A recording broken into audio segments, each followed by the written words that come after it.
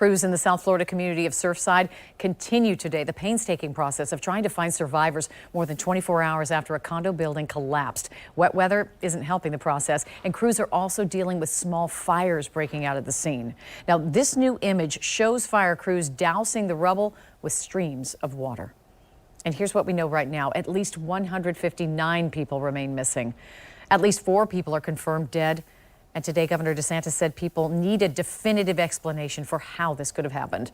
Also, Mayor Lenny Curry says Jacksonville is sending equipment to Surfside, and personnel may follow in a matter of days. And do you remember this footage showing rescuers pulling a 15-year-old boy from the rubble? Well, we learned today his mother, Stacy Fang, was killed in the collapse. News4Jax has reporters following the latest updates in the collapse tonight. We begin with reporter Vic Micolucci, who is live in Surfside. And Vic, are they making any progress?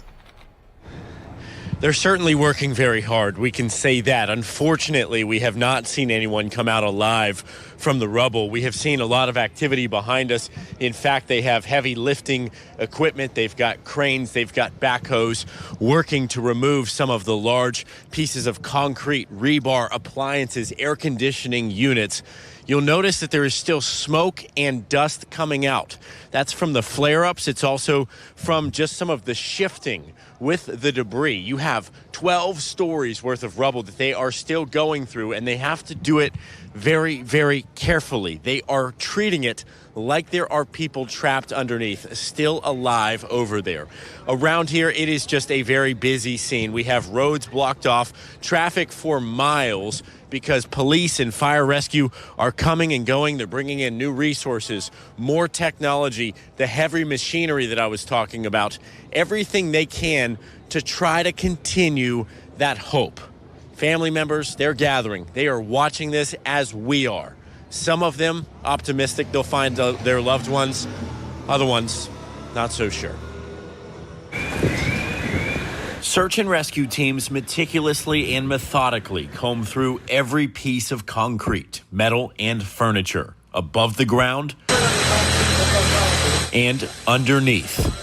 They're still hearing movement. We are listening for sounds. It's not specifically, human sounds. It could be, tapping. It could be steel, kind of twisting. It could be some of the debris kind of raining down.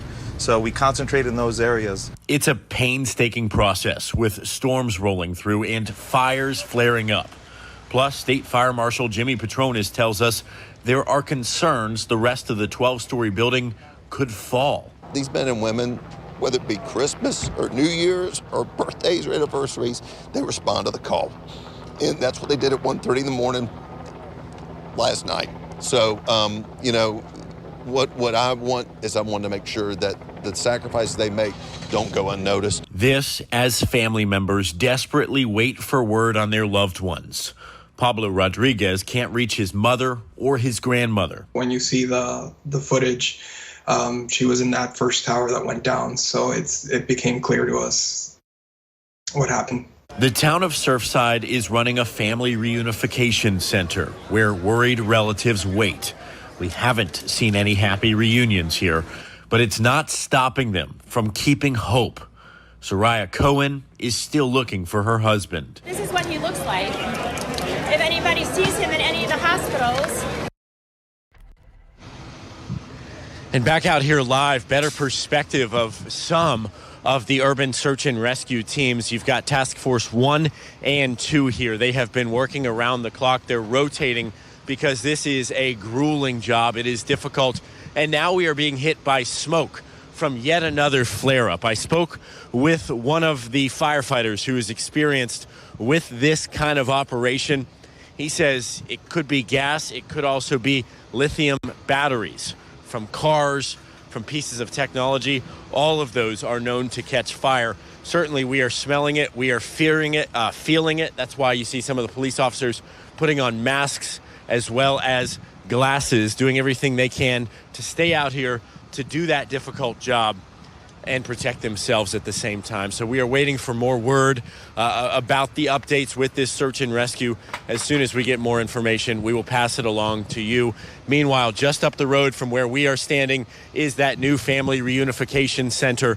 People are dropping off donations, not just food and water, but also cash, offering people a place to stay and anything that they may need. There are prayer vigils in the area. This is a predominantly Jewish neighborhood, so there are a lot at the synagogues. Truly, people lifting each other up through what is most likely the most difficult time that this neighborhood has ever been through. We're live in Surfside. I'm Vic Michelucci, Channel 4, the local station. Vic, we've been hearing community leaders encouraging people to be patient. Are people there frustrated? I can only imagine they must be so frustrated it's been taking so long. Yeah, and the truth is that most people don't understand the process. Unless you are actually a member of these specially trained search and rescue teams, you don't really know exactly what's going on behind there. So we have heard from some family members who have raised their voices. They've been upset. They said, let me get in there. Let me get in the rubble. I can find my loved ones. Let me just tell you, from everybody that I've talked to, these are the best of the best in the Southeast, doing everything they can. And while it may look like they are going slowly, it's not for lack of trying. It's because they're doing this methodically. They're doing everything they can to preserve anybody that may still be alive under there. That's why they can't just rip through all this rubble with heavy machines. All right, Vic Michelucci reporting to us live. Thank you, Vic. We're also learning more about those missing in the collapse. Stacey Spanos is here now with some of their photos. Stacey? This is the toughest part. Loved ones gave these photos to our news partner out of Miami, and they show pictures of mothers, fathers, grandparents, children, newlyweds. Some are members of a local Jewish synagogue. We want to show you a few of them now. Ray and Mercy Urgelis lived in apartment 211. Friends say she was the director of the pharmacy at Coral Gables Hospital. This is the Ainsworth couple. This is their wedding photo when they were first married. This is Luis Bermudez and Anna Ortiz. Luis has muscular dystrophy and cannot walk. That's according to his cousin.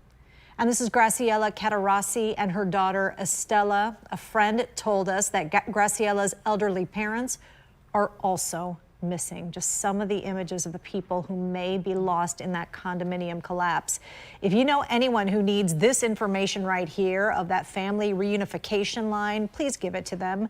The number is 305-614-1819. We've also listed it on news4jax.com, along with more pictures of people who are still missing.